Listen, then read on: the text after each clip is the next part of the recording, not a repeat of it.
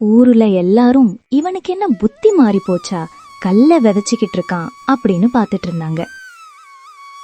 ஆமா, வெறும் கல்லுதான். ராஜா அவனுடைய நிலத்துல கல்ல விதைச்சுக்கிட்டு இருந்தான். யாரு சொல்வதையும் காதுல வாங்காம அவன் அவனுடைய வேலையை தொடர்ந்து பண்ணிக்கிட்டு இருந்தான்.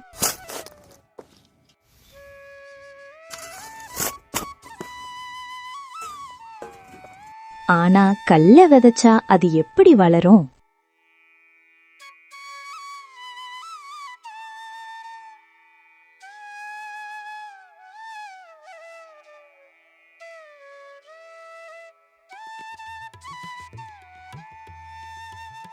இங்க ஒரு சின்ன பையன் கூட அவனை கிண்டல் செஞ்சான்.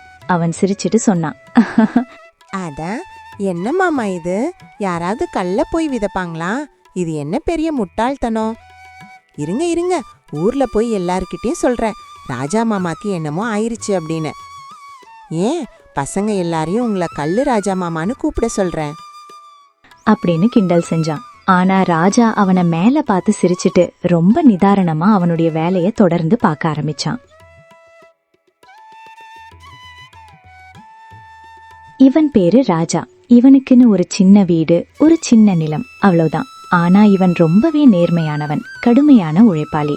யாரு சொல்வதையும் காதுல வாங்காம அவனும் அவன் வேலையுமா தான் இருப்பான். அவனுக்கு அவனுடைய பயிர்கள் விளைச்சல் மூலமா கிடைக்கிற காசு மட்டும்தான் அவனுடைய உழைப்பு. ஆனா இப்படி கல்ல விதையா விளைச்சா என்ன கிடைக்கும்? அவனை தவிர ஊர்ல எல்லாருமே அவங்க நிலத்துல நெல்லு, கரும்பு, தானியங்கள் அப்படின்னு விதைக்க ஆரம்பிச்சாங்க. மழைக்காலம் வர இன்னும் சில வாரங்கள் தான் இருக்கு. அப்படிங்கறதுனால ஆனா எல்லாரும் எதிர்பார்த்த மாதிரி மழை இல்லாம ஊரே ரொம்ப வறண்டு போயிடுச்சு. அது மட்டும் இல்லாம விதைச்ச நிலங்களும் வறண்டு தண்ணீர் இல்லாம இருந்துச்சு.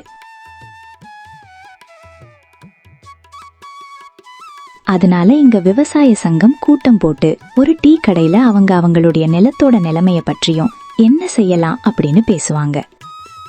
அப்போ ஒருத்தர், சங்க தலைவரே, விவசாயிகள் அப்படின்னு நாம எல்லாரும் சங்கத்துல இருக்கோம்.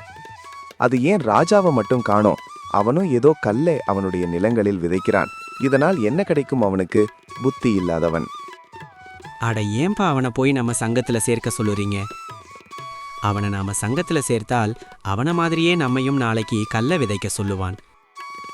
கல்ல விதைச்சா ஒரு கல்லு செடியாவது முளைக்குமா? நேரமும் காலமும் தான் வீணாகும். அவனுக்கு கொஞ்சம் கூட புத்தி கிடையாது. அவனெல்லாம் சேர்த்தால் நம்ம சங்கத்துக்கு தான் கெட்ட பேரு. நாம வந்த வேலைய பாருங்கப்பா. ஆனா அந்த மழை பெய்யாத காலத்திலும் கூட அவன் அவனுடைய நிலத்துல கல்ல விதைத்து கொண்டிருந்தான்.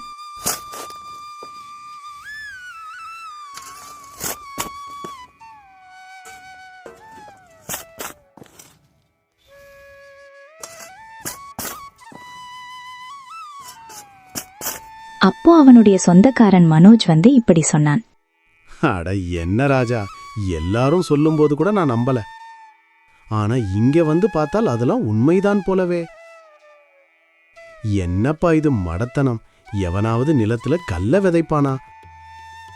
அத விதைச்சா என்ன முளைக்க போகுது? ஏதாவது விதைய விதைச்சாலாவது ஒரு புண்ணியம் இருக்கும். இது என்ன மடத்தனம்! அப்படின்னு அவனை பார்த்து சிரிச்சிட்டு அவன் அவனுடைய வேலைய பார்க்க போனான்.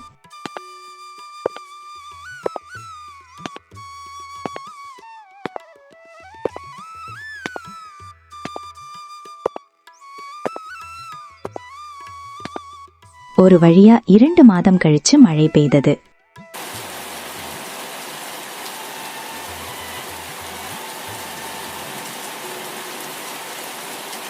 ஊர்ல எல்லாரும் ரொம்பவே சந்தோஷப்பட்டாங்க. பயிர்கள் முளைக்க ஆரம்பிச்சிடும் அப்படின்னு. மழை நின்றதும் பார்த்தா இவ்வளவு நாளாய் தண்ணீர் இல்லாம வறண்டு போயிருந்ததுனால நிலங்கள் பாதி தண்ணீரை உள்வாங்கியும் சிலதை இழுக்க முடியாமலும் அங்கும் இங்கும் தண்ணீர் தேங்கி நின்றது. ஆனா ராஜாவின் நிலம் அப்படி இல்ல. எல்லா இடங்களிலும் தண்ணீர் சமமாக இழுக்கப்பட்டு நன்றாக இருந்துச்சு. அவன் விதைத்த கற்கள் சரியாக அமைந்தும் இருந்துச்சு. 2 வாரம் கழிச்சு பார்த்தா மற்றவர்களுடைய நிலம் அங்கும் இங்கும் சிலது முளைத்தும் சிலது முளைக்காமலும் இருந்துச்சு. ஆனா ராஜாவின் பயிர்கள் எல்லாம் ரொம்பவே சரியா எந்த பிரச்சனைகளும் இல்லாமல் இருந்துச்சு. அதை ஊருக்காரங்க எல்லாரும் ரொம்பவே ஆச்சரியத்தோட பார்த்துட்டு இருந்தாங்க. விவசாய சங்கம் ஒன்னு திரண்டு போய் ராஜாவிடம் இப்படி கேட்டாங்க. அது எப்படி ராஜா?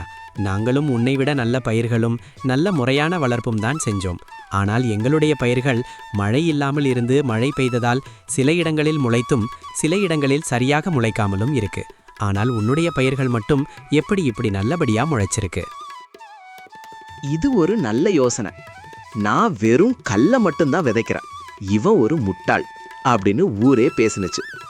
ஆனா நான் கல்லோட சேர்த்து விதைகளும் அதுக்கு பக்கத்தில் விதைத்தேன். ஏன் அப்படின்னா இந்த வருடம் மழை பெய்யல அப்படின்னா இருக்கிற கொஞ்ச நீரை, அதாவது மண்ணில் இருக்கிற நீரை வைத்துதான் அது உயிர் வாழும். அதனால நான் கற்களையும் கூட சேர்த்து விதைத்தால் அந்த கற்களும் நிறைய நீரை உறிஞ்சி வைக்கும். அதனால மண்ணில் உள்ள ஈரப்பதம் போன பின்பும் கூட அந்த கல்லில் இருக்கும் நீரை வைத்து வளரும். அதனால தான் ஏன் நிலத்துல மழை பெய்ஞ்சதும் அந்த கற்கள் தண்ணீர் நிறைய உறிஞ்சி சரிசமமா என் பயிர்கள் வளர்ந்திருக்கு அப்படின்னு ஒரு அறிவுத்தனமான செயலை சொன்னான். அதை கேட்டுட்டு இவனை முட்டாளுன்னு நினைச்சவங்க ஆச்சரியப்பட்டு நின்னது மட்டும் இல்லாமல் அவனை விவசாய சங்கத்தின் தலைவராக அறிவிச்சாங்க. இப்போ அந்த ஊருல உள்ள விவசாயிகள் எல்லாரும் ராஜாவிடம் தன்னுடைய நிலத்தை பற்றி சொல்லி அவனிடம் அறிவுரை வாங்கி பயிர்களை விதைக்கிறாங்க. அவங்க அப்படி சொன்னாங்க, இவங்க இப்படி சொன்னாங்க அப்படின்னு உங்களுக்கு சரின்னு தோன்றத செய்யாமல் பின்வாங்காமல் அந்த வேலையை தொடர்ந்து செஞ்சால்தான் ஒரு நாள் அது பயன் தரும். எப்போதும் யாராவது ஏதாவது சொல்லிக்கிட்டேதான் இருப்பாங்க. அதையெல்லாம் காதுல வாங்காமல் இருப்பதுதான் நல்லது.